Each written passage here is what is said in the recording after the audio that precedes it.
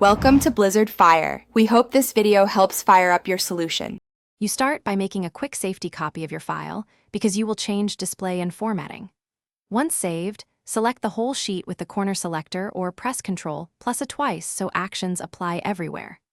Now choose your target: grid lines that display on-screen, cell borders drawn manually, or print page lines. Begin with the easiest, toggling grid lines, then move on to clearing borders or adjusting page breaks. This order prevents accidental loss of intended formatting later on. Once done toggling grid lines, you'll remove any manual borders that remain. Select the affected range or the whole sheet, then open Home right arrow borders and pick No Border. This removes drawn lines while preserving cell contents.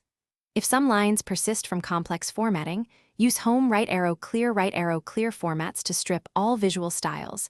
Make sure you have a backup. Also check conditional formatting rules that can reapply borders. Clear or edit those rules so lines do not reappear after you finish. To finish, you'll remove print-related lines that show only in page break preview or printouts. Switch to page break preview, drag blue lines off the sheet, or use page layout right arrow remove page break to clear them. Clear any print area settings so Excel doesn't force page boundaries, then use File right arrow print preview to confirm.